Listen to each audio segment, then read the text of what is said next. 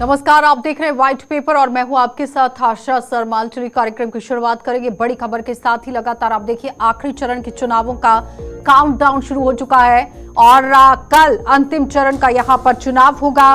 Polling parties को अपने अपने गंतव्य की ओर रवाना कर दिया गया है और वोटिंग को लेकर प्रशासन ने पूरी तरह से तैयारी कर ली है। बताते चलें कि तीसरे चरण का चुनाव यहां पर तय करेगा कि जम्मू कश्मीर में किसकी यहां सरकार बनेगी। 40 सीटों पर कल वोट डाले जाएंगे और इस चरण में यहां भाजपा कांग्रेस का जो भविष्य है वो इसी चरण पर टिका हुआ है। जम्मू संभाग की अधिकांश सीटों पर कांग्रेस और भाजपा के बीच में कांटे की टक्कर होने वाली है और कश्मीर के अधिकतर सीटों पर त्रिकोणीय या फिर बहुकोणीय मुकाबला देखने को मिल सकता है। बताते चले कि इंजीनियर राशिद का भाई अरशद और अफजल गुरु का भाई एजाज गुरु भी मैदान में है। इस वक्त की बड़ी अपडेट, जहां पर कल आप देखिए चुनाव होंगे और जाहिर तौर पर आखिरी चरण का ये चुनाव है जिसका काउंटडाउन इस वक्त शुरू हो चुका है। 40 सीटों पर चुनाव है जिसमें जम्मू संभाग में 4 जिले आते हैं। जम्मू, सांबा, उधमपुर, कठुआ है। कश्मीर संभाग में 3 जिले हैं जिसमें 16 सीटों पर चुनाव है। बांडीपुरा, बारामूला और कुपवाड़ा के अंदर यहां पर चुनाव होना है। सुरक्षा व्यवस्था को चाक चौबंद कर दिया गया है। कठुआ की बात करें तो 35 उम्मीदवार मैदान में हैं। बांडीपुरा से 42, बारामूला से 101, कुपवाड़ा से 59, उधमपुर से 37, सांबा से 32, जम्मू से 109 उम्मीदवार यहां पर चुनावी मैदान में है। लेकिन बताते चलें कि 90 सीटों को मद्देनजर रखते हुए चुनाव था जिसमें 50 सीटों पर पहले ही चुनाव हो चुका है। कल 40 सीटों पर चुनाव होगा। लेकिन अगर हम जम्मू संभाग की बात करते हैं जिसमें जम्मू पूर्व से 9 उम्मीदवार अपने भाग्य को आजमाएंगे, जिसमें मुकाबला कांग्रेस और भाजपा के बीच में है क्योंकि कांग्रेस के पूर्व मंत्री योगेश साहनी और भाजपा ने युद्धवीर सेठी को मैदान में उतारा है। जम्मू नॉर्थ से आप देखिए यहाँ पर पूर्व मंत्री श्यामलाल शर्मा जो कि भारतीय जनता पार्टी की तरफ से मैदान में है और नेशनल कॉन्फ्रेंस की तरफ से अजय सड़ोत्रा को टिकट दी गई है। साथ ही बताते चले कि जम्मू पश्चिम में आप देखिए 12 उम्मीदवार मैदान में हैं, लेकिन यहां पर भी गुलाम नबी आजाद की जीपीएपी पार्टी जो है वो मैदान में है। गौरव चोपड़ा को यहां टिकट दिया गया है। भाजपा की तरफ से अरविंद गुप्ता मैदान में है। कांग्रेस की तरफ से मनमोहन सिंह चुनाव लड़ रहे हैं और जाहिर तौर पर देखिए आरसपुरा जम्मू दक्षिण की बात करें तो देखिए यहां पर किस तरह से कांग्रेस पार्टी से रमन भल्ला है, भारतीय जनता पार्टी से नरेंद्र सिंह रैना है जिनकी कांटे की टक्कर बताई गई है। उसके साथ साथ देखिए बानी अगर सीट की बात करें, लेकिन उससे पहले बाहू सीट पर अगर हम चर्चा करें तो यहां पर देखिए जिस तरह से भारतीय जनता पार्टी की तरफ से विक्रम रंधावा है, कांग्रेस की तरफ से तरनजीत सिंह टोंगनी को यहां पर उतारा गया है। अखनूर सीट पर भी देखिए मुकाबला किस तरह से रोमांचक होने वाला है कल, क्योंकि भाजपा के मोहनलाल भगत को यहां से टिकट दी गई है। कांग्रेस के अशोक कुमार के साथ ये मुकाबला होने वाला है। और इस बीच में बिश्नाथ सीट की अगर हम बात करें तो देखिए जिस तरह से कांग्रेस के युवा उम्मीदवार नीरज कुंदन मैदान से हैं और यहां पर मैदान में हैं, तो यहां भारतीय जनता पार्टी की तरफ से राजीव कुमार को उतारा गया है। छाम्ब सीट की बात करें तो देखिए ताराचंद हैं जो पूर्व उप मुख्यमंत्री भी रह चुके हैं, राजीव कुमार हैं जिन्हें यहां भारतीय जनता पार्टी की तरफ से टिकट दी गई है। लेकिन इस बीच में मढ़ सीट भी है, नगरोटा विधानसभा सीट है जहां पर देवेंद्र सिंह राणा मुकाबले के लिए पूरी तरह से तैयार हैं और योगेंद्र सिंह जो है वो नेशनल कॉन्फ्रेंस पार्टी की तरफ से यहां पर चुनावी मैदान में है। लेकिन अब समीकरण किस तरह से बनेगा, क्योंकि सुचेतगढ़ सीट भी आती है, सांबा है, विजयपुर है और उनके साथ साथ देखिए माड़ के अंदर की बात करें, रामगढ़ की, उधमपुर पूर्व की, उधमपुर पश्चिम की, चनैनी की, रामनगर की सीट, यानी कि कुल मिलाकर ये कहा जाए तो भारतीय जनता पार्टी और कांग्रेस के बीच में कड़ा मुकाबला होने वाला है। कश्मीर संभाग की कल हमने बात की थी, लेकिन आज हम कश्मीर की भी बात करेंगे और जम्मू की भी बात करेंगे। इस वक्त हमारे साथ पैनल में आदर्श गुप्ता जी जुड़ गए हैं। बहुत बहुत स्वागत जुड़ने के लिए। वरिष्ठ पत्रकार हैं आदर्श जी। जिस तरह से कुछ सीटों को मैंने अभी गिनाया है अपने व्यू में, आपने देखा कि मैंने कुछ सीटों को गिनाया जहां पर भारतीय जनता पार्टी और कांग्रेस चुनावी मैदान में है। कहीं पर पलड़ा कांग्रेस का भी भारी बोला जा सकता है, भाजपा का भारी बोला जा सकता है, क्योंकि इस सीट के मुकाबले में 20 सीटें पिछली बताई जा रही है जिसमें 18 भारतीय जनता पार्टी ने जीती थी। लेकिन इस बार का समीकरण किस तरह का आप देख रहे हैं, क्योंकि चुनौतियां काफी तरीके से हैं? धन्यवाद आशा जी।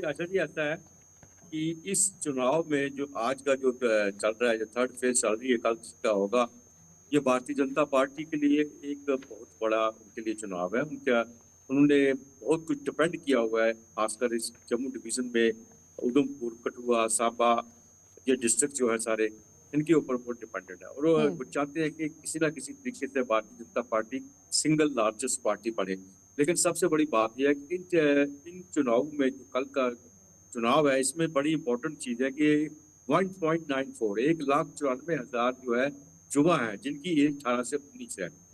इस बीच में 18-19 के बीच में है, वो पहली बार चुनाव में हिस्सा लेने जा रहे हैं और वो एक बहुत बड़ा एक संख्या है। जो युवा जो है वो क्या चाहता है, ये एक बहुत बड़ी बात है। वो पॉलिटिक्स में ज्यादा रुचि नहीं रखता, वो अपने एम्प्लॉयमेंट के बारे में, अपने भविष्य के बारे में सोचना चाहता है, उसके बारे में जानना चाहता है, उसके बारे में बात करना चाहता है। उसको लेके यानी कि किस युवा तरफ उनका वोटर चुनाव जो है वो होता है, ये काफी बहुत बड़ी अहम रोल प्ले कर सकता है इस चुनाव के अंदर। लेकिन आदर्श जी, अगर हम मर्द सीट को लेकर बात करते हैं, क्योंकि आज हम सीटों पर जल्दी जल्दी से बात करेंगे आदर्श जी। जम्मू की अगर हम मर्द सीट को लेकर बात करें या फिर नगरोटा सुचेतगढ़ की 3 सीटों को अगर हम पहले सवाल में लेते हैं, जिसमें मड़ में आपने देखा कि कांग्रेस की तरफ से यहाँ पर मुलाराम को उतारा गया, सुरेंद्र कुमार को टिकट दी गई बीजेपी की तरफ से, और जो पुलिस की नौकरी से सेवानिवृत्त हुए हैं मोहनलाल कैथ, उन्हें निर्दलीय उम्मीदवार खड़ा किया गया है, तो वो उन्होंने अपना निर्दलीय तौर पर अपने आप को चुना। वहां पर मुकाबला जो है वो त्रिकोणीय बन गया है। लेकिन 2014 में यहाँ पर भाजपा की तरफ से सुखनंदन चौधरी जो है वो जीतकर सामने आए थे। लेकिन अब इस बार नेशनल कॉन्फ्रेंस के साथ साथ कांग्रेस, बीजेपी और निर्दलीय उम्मीदवार भी हैं मैदान में। जी आशा जी, बिल्कुल मड़ का एक इतिहास रहा है। यहाँ से 2 बार से ज्यादा कोई भी कैंडिडेट नहीं जीता, कोई पार्टी कैंडिडेट नहीं जीता, और 2 बार भारतीय जनता पार्टी जीत चुकी है वहां पे। अब तीसरी टर्म में वो हैट्रिक लेगी, ये इस पे सवाल ये खड़ा होता है। लेकिन सबसे बड़ी बात है यहाँ पे मूलाराम जी जो कांग्रेस के कैंडिडेट हैं, वो एक अच्छे कैंडिडेट, अच्छा एक उनका भी स्ट्रगल है, मंत्री रहे हैं 2 बार वहां पे, विधायक भी रहे हैं। और सबसे बड़ी बात है कि मूलाराम की इसलिए तारीफ की जा रही है कि वो किसी भी कंट्रोवर्सी में नहीं पड़े, किसी के विरुद्ध उन्होंने एक बात नहीं कही, कुछ नहीं कहा। तो मड़ का मुकाबला बड़ा सख्त है, इसमें कोई शक नहीं है। अब देखना यह है कि भारतीय जनता पार्टी इसे तीसरी बार हासिल कर सकती है या नहीं कर सकती। सुचेतगढ़ सीट की अगर हम बात करते हैं आदर्श जी, जल्दी जल्दी से सुचेतगढ़ सीट की अगर हम बात करते हैं, जहां पर कांग्रेस और बीजेपी के बीच में टक्कर बताई जा रही है। भूषण लाल डोगरा हैं कांग्रेस पार्टी की तरफ से, और विधायक जो कि भाजपा के पूर्व हैं गारूराम भगत भी मैदान में है। 2014 में यहां से भाजपा को जो जीत है वो मिली थी, लेकिन इस बार किस तरह से आप देख रहे हैं बीजेपी और कांग्रेस, क्योंकि सीट को लेकर इस बार 2014 में जो भाजपा को जीत मिली थी, उस वक्त ये ओपन था कॉन्स्टिट्यूंसी थी, तब श्यामलाल चौधरी वहां से जीते थे। लेकिन अब की बार जो है ये रिजर्व कैटेगरी में आ गई है, और रिजर्व कैटेगरी से जो घारूराम जी हैं वो आरएसपुरा से चुनाव लड़ते थे, आरएसपुरा से विधायक रहे हैं, अब उन्होंने वहां से शिफ्ट किया। और दूसरी बात यह है जो कांग्रेस के विधायक है वो भी तो भारतीय जनता पार्टी के थे, उनका भी वाइस चेयरमैन रहे हैं, वो भी उस वक्त वाइस चेयरमैन रहे हैं। और अब मुकाबला इनके बीच में अब यही बात सारी है कि घारूराम का जितना भी पीरियड रहा वो भी हमेशा सवालों के घेरे में रहे, किसी ना किसी बात को लेके वो सोशल मीडिया में उनकी बातें चलती रही, और उसको लेके आरएसपुरा में उनका लोग काफी विरुद्ध है। तो ठीक है, वो सुचेतगढ़ चले गए, सुचेतगढ़ जाने से थोड़ा सा लग रहा है, क्योंकि सुचेतगढ़ रिजर्व सीट बनने से थोड़ी सी वहां के हालात बदल गए। आप देखना ये है कि दोनों के बीच कांग्रेस और नेशनल आदर्श जी सांबा की बात करेंगे, बेसिकली भारतीय जनता पार्टी के कैंडिडेट है वो। अब ये तो 8 तारीख को ही सामने आएगा कि आखिर कौन सी पार्टी जीतकर सामने आएगी, लेकिन हम कैंडिडेट्स को लेकर बात कर सकते हैं कि आखिर किस तरह का मुकाबला रहने वाला है। कांग्रेस को अगर हम देखें तो सांबा में आप देखिए 14 उम्मीदवार मैदान में है आदर्श जी, लेकिन कांग्रेस की तरफ से कृष्णदेव सिंह को टिकट दिया गया है। निर्दलीय में यहाँ रविंदर सिंह हैं, और उनके साथ साथ भारतीय जनता पार्टी की तरफ से जो कि पहले नेशनल कॉन्फ्रेंस के नुमाइंदे हुआ करते थे, सुरजीत सिंह सलाथिया, वो मैदान में हैं, जहां पर 2014 में वो जीतकर भी सामने आए थे। जल्दी से मुझे जुनेद के पास भी जाना है। अच्छा जी, यहाँ पे भी भारतीय जनता पार्टी के जो विधायक जो सुरजीत सिंह है, उनको नॉमिनेशन पर, उनको मैंडेट मिलने पर वहां भी विरोध किया गया, क्योंकि वो विजयपुर से चुनाव लड़ते थे, सांबा में नहीं लड़ते, विजयपुर में ही वो रहते हैं। विजयपुर में उनकी कॉन्स्टिट्यूंसी में वही काम किया उन्होंने। अब सांबा में आने के बाद वहां भी इनके विरुद्ध आवाजें उठी थी। ये सबसे बड़ी बात है भारतीय जनता पार्टी के लिए, मुश्किलों का जो सामना करना पड़ रहा है उनको, ये करना पड़ रहा है कि अपने ही जो उनकी पार्टी के अंदर से उनके विरुद्ध के जो सुर सुनाई दे रहे हैं, वो उनके लिए एक थोड़ा सा खतरा की आवाज है, क्योंकि सुरजीत सिंह ठीक है आदर्श जी। जुनेद, जिस तरह से हम जम्मू संभाग की अभी हाल ही में बात कर रहे थे, कश्मीर संभाग की अगर हम बात करें, जिसमें सोपोर सीट को लेकर अगर हम बात करते हैं, तो जहां 2014 में कांग्रेस पार्टी की तरफ से 2755 वोटों से जीत हासिल की गई थी अब्दुल रशीद डार, और इस बार मैदान में इरशाद रसूल कार भी हैं नेशनल कॉन्फ्रेंस पार्टी से, और जो कि पूर्व मंत्री और राज्यसभा के सांसद के बेटे हैं। और पीडीपी पार्टी की तरफ से इरफान अली लोन है, एजाज अहमद गुरु हैं, निर्दलीय जो उम्मीदवार इस बार चुनावी मैदान में है। किस तरह का समीकरण देख रहे हैं आप? देखिए, जहां तक घाटी का ताल्लुक है, कुपवाड़ा, बारामुल्ला, बांडीपुरा, इन 3 जिलों में चुनाव होने हैं। इंजीनियर रशीद, नेशनल कॉन्फ्रेंस, पीपुल्स कॉन्फ्रेंस, अपनी पार्टी। जुनेद, सोपोर की बात कर रही थी मैं ये कह रहा हूँ, चारों दलों के बीच में कांटे की टक्कर है। अब जहां तक आपने स्पेसिफिक पूछा सोपोर के बारे में, तो देखिए, आप इरशाद रसूल कार को नहीं कह सकते कि वो जीत जाएंगे। गुलाम रसूल कार के बेटे हैं वो। गुलाम रसूल कार कांग्रेस में थे, उनके बेटे नेशनल कॉन्फ्रेंस में आए हैं। उनको लगता है हवा नेशनल कॉन्फ्रेंस की है, उसका बेनिफिट उनको हो सकता है। मगर यहाँ तिकोड़िया मुकाबला है। कांग्रेस का प्रत्याशी भी मजबूत है, नेशनल कॉन्फ्रेंस का प्रत्याशी भी मजबूत है, और वहीं पर निर्दलीय उम्मीदवार भी यहाँ पर काफी मजबूत है। तो यहाँ तिकोड़िया मुकाबला है। ये नहीं कहा जा सकता कि बस नेशनल कॉन्फ्रेंस जीतने वाली है। ठीक है, नहीं, जीत हार तो हम निश्चित नहीं कर सकते, सुनिश्चित कर भी नहीं सकते हैं। वो तो 8 तारीख को होगा कि आखिर कौन जीतकर सामने आएगा, लेकिन हम सिर्फ चर्चा कर सकते हैं। जुनेद, बारामूला सीट की जिस तरह से हमने कल भी बात की थी, लेकिन आज हम सीट दर सीट बात कर रहे थे कि आखिर कल जब सुबह वोटिंग होती है तो क्या कुछ समीकरण बन सकते हैं। रिजल्ट तो खैर यहाँ 8 अक्टूबर को घोषित हो जाएगा। जावेद हसन बेग है नेशनल कॉन्फ्रेंस पार्टी से, जो 2014 में पीडीपी की टिकट से बारामूला सीट से ही 14,418 वोटों से जीतकर सामने आए थे। शोएब नबी लोन है, निर्दलीय उम्मीदवार इस बार हैं, लेकिन 2005 में निर्दलीय चुनाव लड़ते हुए यहाँ आप देखिए संग्रामा विधानसभा सीट उन्होंने जीत ली थी। मुजफ्फर हुसैन बेग भी इस बार चुनावी मैदान में है, लेकिन निर्दलीय तौर पर वो मैदान में है। पूर्व मुख्यमंत्री रह चुके हैं, लेकिन उस बीच में यहाँ पर ये पूर्व उप मुख्यमंत्री की बात हो रही है। लेकिन 2014 में बारामूला के लोकसभा चुनावों में उन्होंने जीत जरूर दर्ज की थी। इस सीट को किस तरह से देख रहे हैं? देखिए, मुजफ्फर हुसैन बेग तो वर्चस्व की लड़ाई लड़ रहे हैं। मुजफ्फर हुसैन बेग एक जमाने में जो बारामूला में वो चलते थे, या जो सिलसिला वहां पर उनका था, वो जावेद बेग जो उनके अपने रिश्तेदार हैं वो चलाया करते थे। अब जावेद बेग नेशनल कॉन्फ्रेंस की तरफ से कैंडिडेट हैं, मुजफ्फर हुसैन बेग इंडिपेंडेंट कैंडिडेट हैं। उसके अलावा कांग्रेस ने भी अपना प्रत्याशी वहां से खड़ा किया है। अन्य कुछ और पॉलिटिकल पार्टीज भी ने भी अपने लोग खड़े किए। पर एक बात सुनिएगा कि इस सीट पर भी कांटे की टक्कर होगी। किसी की भी जीत यहाँ पर सुनिश्चित नहीं है। पीपुल्स कॉन्फ्रेंस का भी बड़ा मत है यहाँ पर, और इसी तरीके से अन्य पॉलिटिकल पार्टीज का भी बड़ा मत है यहाँ पर। लेकिन देखना ये इंटरेस्टिंग होगा कि मुजफ्फर हुसैन बेग का बारामूला में होता क्या है, क्योंकि उनकी जितनी भी राजनीति थी, उस राजनीति में बड़ा रोल जावेद बेग का था। अब जावेद बेग तो नेशनल कॉन्फ्रेंस में चले गए, तो क्या मुजफ्फर हुसैन बेग जावेद बेग के होने के बावजूद, जावेद बेग के उनके टक्कर में होने के बावजूद चुनाव जीतते हैं या नहीं जीतते, ये बड़ा इंटरेस्टिंग होगा। ठीक है, अब यहाँ पर लंगेट की बात करेंगे। इंजीनियर राशिद के भाई हैं, अफजल गुरु के भाई भी हैं, और इस बीच में लगातार बात तो हो ही रही थी, क्योंकि इस बार चुनावी मैदान में इंजीनियर राशिद का भाई और साथ ही अफजल गुरु का भाई कितना असर डालेगा, ये तो बड़ी बात रहेगी। लेकिन खुर्शीद अहमद शेख की अगर हम बात करते हैं, जुनेद, जो कि निर्दलीय हैं, उमर अब्दुल्ला को लोकसभा चुनाव में हराने वाले इंजीनियर राशिद के भाई हैं। इरफान सुल्तान पंडित पोरी भी हैं जेकेपीसी से। देखिए, मैंने यहाँ पर इंजीनियर लंगेट तो इंजीनियर रशीद की अपनी कॉन्स्टिट्यूएंसी है। यहाँ पर इंजीनियर रशीद की अपनी इज्जत दांव पर लगी हुई है।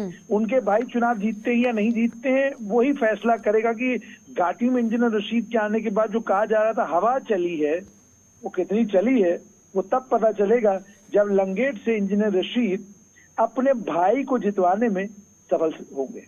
ठीक है, आदर्श जी, विजयपुर सीट की अगर हम बात करें, जहां पर भाजपा के उम्मीदवार पूर्व मंत्री चंद्र प्रकाश गंगा हैं, नेशनल कॉन्फ्रेंस से राजेश कुमार पड़गोत्रा के बीच में ये मुकाबला देखा जा रहा है। लेकिन 2014 में अपनी पार्टी की तरफ से भी यहाँ पर नुमाइंदा है, मनजीत सिंह को उतारा गया है, जो कि पूर्व मंत्री रह चुके हैं। 2014 में भाजपा ने यहाँ पर जीत जो है वो दर्ज की थी, और इस बार भारतीय जनता पार्टी ने पूरी तरह से अपनी ताकत जो है वो झोंकी। वो आपने देखा कि रैली के माध्यम से किस तरह से काम किया गया, जिसमें कांग्रेस पार्टी कहीं ना कहीं कम रैलियां अगर आंका जाए तो देखा जा सकता है कि भारतीय जनता पार्टी की तरफ से कितनी रैलियां हुई, कांग्रेस की तरफ से कितनी रैलियां हुई।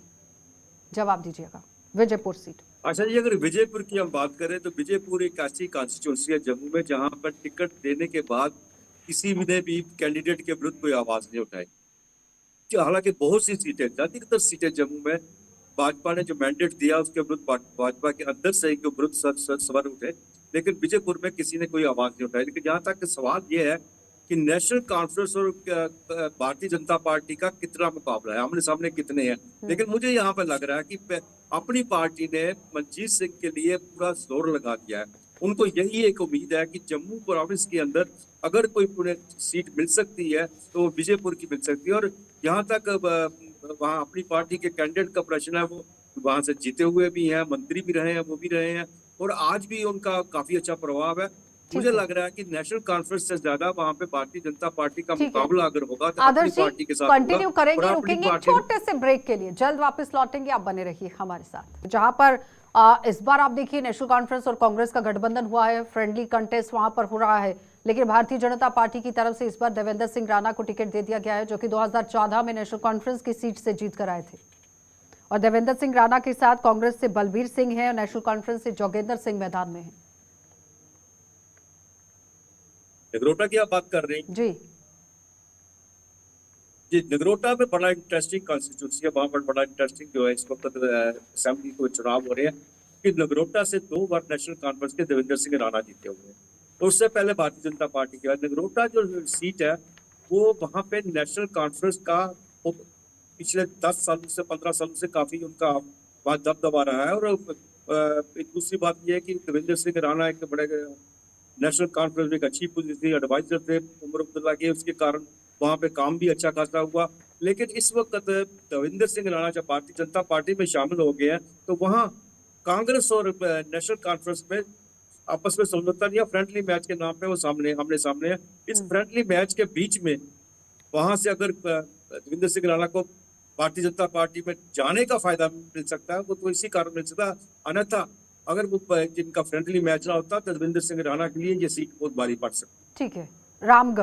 रामगढ़ के अंदर मुकाबला 2 पूर्व मंत्रियों के बीच में है, जिसमें पैंथर्स पार्टी छोड़कर आए हुए मंत्री यशपाल कुंडल हैं और भाजपा से डॉक्टर देवेंद्र मन्याल भी हैं, जो कि पूर्व मंत्री रह चुके हैं। यहाँ किस तरह से देख रहे हैं, क्योंकि परिसीमन के बाद ये नई सीट भी बनी है। यहाँ भी ये वही पोजीशन है कि दोनों सांबा से निकले तो डॉक्टर मनेंद्र भी सांबा से जीते थे, कुंडल भी सांबा से जीते थे। सांबा जब ओपन सीट हो गई तो उनको रामगढ़ जाना पड़ा। रामगढ़ में दोनों का मुकाबला है इस वक्त। रामगढ़ की सीट में दोनों आमने सामने है, कोई तीसरी पार्टी नहीं है। भारतीय जनता पार्टी और एसी के कांग्रेस के बीच में ही वहाँ चुनावी मुकाबला दिखाई दे रहा है। ठीक है। जुनेद, जिस तरह से कुपवाड़ा सीट को लेकर हमने कल बात की थी, लेकिन आज अगर हम कैंडिडेट्स को लेकर बात करते हैं, जिसमें सज्जाद गली लोन है जम्मू कश्मीर पीपल कॉन्फ्रेंस से, मीर मोहम्मद फयाज हैं पीडीपी से, नासिर असलम वानी है यहाँ पर। तो 2008 में नासिर असलम वानी जो है अमीरा कदल से जीते थे, लेकिन इस बार चुनावी मैदान में है। बारामूला सीट से लोकसभा चुनाव भी इन्होंने लड़ा, यहाँ पर मीर मोहम्मद फयाज की तरफ से। पूर्व राज्यसभा सदस्य ये रह चुके हैं। यहाँ पर किस तरह का मुकाबला आप लोग देख रहे हैं? कुपवाड़ा का जहां तक ताल्लुक है, ट्रेडिशनली ये सीट पीपल्स कॉन्फ्रेंस की रही है। पीपल्स कॉन्फ्रेंस ने इस सीट पर जीत भी दर्ज कराई है। नेशनल कॉन्फ्रेंस का भी दबदबा इस सीट के ऊपर रहा है। लेकिन हाल फिलहाल में यहाँ पर पीपल्स कॉन्फ्रेंस नेशनल कॉन्फ्रेंस के मुकाबले मजबूत रही है। मगर अभी पीपल्स कॉन्फ्रेंस के लिए सबसे बड़ी परेशानी ये है कि उनके ऊपर आरोप नेशनल कॉन्फ्रेंस ये लगाती है कि ये बीजेपी की बी टीम है। अब उस आरोप के बाद अगर पीपल्स कॉन्फ्रेंस यहाँ से विजयी होती है तो ये एक बहुत बड़ा संदेश उन सभी लोगों के लिए होगा जो पीपल्स कॉन्फ्रेंस के ऊपर ये आरोप लगाते हैं। लेकिन अगर नासिर असलम वानी की जीत होती है या पीडीपी के प्रत्याशी यहाँ से जीत जाते हैं तो फिर कहानी पलटेगी और कहा यह जाएगा जो दिल्ली वाले थे वो हार गए, जो कश्मीर वाले थे वो जीत गए। लेकिन जुनेद, इस बीच में अगर हम बिग फेसेस की बात करते हैं, जो कल चुनाव होने वाला है, 19 ऐसे बड़े चेहरे हैं जो चुनावी मैदान में हैं, जिसमें पूर्व उप मुख्यमंत्री ताराचंद आ जाते हैं, निर्दलीय इस बार चुनाव लड़ रहे हैं मुजफ्फर बेग, पूर्व मंत्री सुरजीत सिंह सलाथिया, राजीव जसरोटिया, श्यामलाल शर्मा, रमन भल्ला, पवन गुप्ता, देवेंद्र मन्याल, चंद्र प्रकाश गंगा, हर्षदेव सिंह, चौधरी लाल सिंह, अजय सड़ोत्रा, योगेश सानी, मूलाराम, मनोहर लाल, यशपाल कुंडल, सज्जाद गनी लोन, दर्जन भर ऐसे नेता हैं जिनके कल भाग्य का फैसला होगा। इन बिग फेसेस को किस तरह से देख रहे हैं? देखिए, मैं आपको बिल्कुल सटीक बताऊंगा कि 17 पूर्व मंत्री चुनाव लड़ रहे हैं और इन 17 पूर्व मंत्रियों के भाग्य का फैसला कल हो जाएगा। और इन 17 पूर्व मंत्रियों की आज हालत ये है कि ये एक एक वोटर के पीछे भाग रहे हैं अपनी कॉन्स्टिट्यूएंसी, और ये चुनाव हो रहे हैं जम्मू कश्मीर केंद्र शासित प्रदेश ठीक है के जुनेद, लिए। आदर्श जी, अगर हम डिस्ट्रिक्ट उधमपुर में चलते हैं, जहां पर उधमपुर पूर्व आ जाता है, उधमपुर पश्चिम है, 12 उम्मीदवार हैं, पूर्व में 9 उम्मीदवार हैं, चनैनी में 9 प्रत्याशी हैं, रामनगर सीट पर 7 प्रत्याशी हैं, जिसमें अगर मैं नाम यहां पर लेने के लिए आऊं तो भाजपा की तरफ से पूर्व विधायक RS पठानिया को टिकट दे दिया गया, पवन खजूरिया निर्दलीय हैं, बलवान सिंह यहां पर हैं, नेशनल कॉन्फ्रेंस पार्टी से सुनील वर्मा हैं। दूसरी तरफ उधमपुर पश्चिम में अगर मैं चली जाऊं तो पवन गुप्ता वहां पर मैदान में है बीजेपी पार्टी से, सुमित मगोत्रा हैं कांग्रेस पार्टी से, निर्दलीय जसवीर सिंह हैं। उनके साथ अगर चनैनी से हम 9 उम्मीदवारों को देख रहे हैं तो उसमें से आप बीजेपी की तरफ से देखें तो पैंथर्स पार्टी को छोड़कर बलवंत सिंह मनकोटिया हैं, JNK पैंथर्स की तरफ से यहाँ पर हर्षदेव सिंह हैं। उनके साथ रामनगर सीट पर अगर देखें तो सुनील भारद्वाज हैं बीजेपी की तरफ से, और कांग्रेस ने भाजपा छोड़कर पार्टी में आई हुई ये जिला विकास परिषद को इस बार टिकट दिया है। रामनगर सीट में पहली बार महिला चुनाव यहाँ पर लड़ रही हैं। उधमपुर डिस्ट्रिक्ट को किस तरह से देख रहे हैं, क्योंकि इस बार काफी तरीके से घमासान मचा हुआ है वहां पर। जहाँ वेस्ट उधमपुर वेस्ट की बात करें, जहाँ पवन गुप्ता है भारतीय जनता पार्टी के कैंडिडेट है, अब एक पूरे डिस्ट्रिक्ट के अंदर एक ऐसी सीट है जिसके बारे में हम कह सकते हैं कि भारतीय जनता पार्टी के मुकाबले में कोई नहीं है। भारतीय जनता पार्टी यहाँ पे स्पष्टता से जीत सकती है। लेकिन इसकी बात करते हैं, इसमें पवन खजूरिया, उन्हें भारतीय जनता पार्टी के नागपुर चने दबा के रखे हुए हैं, और इस वक्त उनकी पोजीशन भारतीय जनता पार्टी के ऑफिशियल कैंडिडेट से ज्यादा है। उन्होंने दिखा दिया, साबित कर दिया, और वहाँ जितने वहाँ पे ब्लॉक के जो भी प्रेसिडेंट है, ब्लॉक के जो भी दूसरे जितने भी है, सभी ने उनका साथ दे दिया। इसलिए उधमपुर की दोनों सीटों में से एक तो भारतीय जनता पार्टी के लिए अच्छी जो बात है, दूसरी जो है वो भी अगर दूसरे लफ्जों में हम देखें तो वो भी है तो भारतीय जनता पार्टी अगर पवन जीत के जाते हैं तो वो भी भारतीय जनता पार्टी में जाते हैं। लेकिन बाकी जितनी भी सीटें आप कही हैं उनमें सभी सीटों के, रामनगर की हो, चनैनी की हो, सभी है, वहाँ सबका मुकाबला आपस में बड़ा टफ मुकाबला है।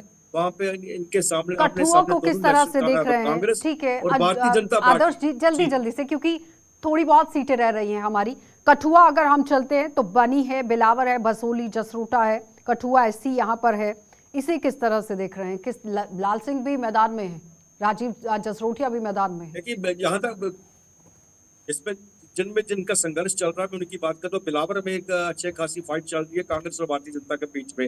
जसरोटा जो है वो भारतीय जनता पार्टी के लिए बड़ी अच्छी खबर है वहां के लिए। कठुआ में भारतीय जनता पार्टी के लिए अच्छी खबर आप कह सकते हैं। लाल सिंह जो है, लाल सिंह की भी पोजीशन इस वक्त बहुत टाइट हम कह सकते हैं, कोई कंफर्टेबल नहीं है अपनी सीट पे। वहां भी एक अच्छा खासा मुकाबला उनको देखने को मिल रहा है। ठीक है जुनेद, जाते जाते जल्दी से एक कमेंट कीजिएगा इन सीटों पर, क्योंकि इन पर बात नहीं हो पाई है। लोलाब है, पट्टन है, सोनावरी है, बांडीपुरा, गुरेज ST जो इस बार हुई है, 16 विधानसभा क्षेत्र इस बार आ रहे हैं, राफियाबाद है, उरी है, इसका किस तरह का समीकरण देख रहे हैं आप? देखें आशा जी, कांटे की टक्कर, और मैंने पहले ही कहा इन चुनावों ने सभी नेताओं के छक्के छुड़ा दिए हैं, रातों की नींदें गायब हैं।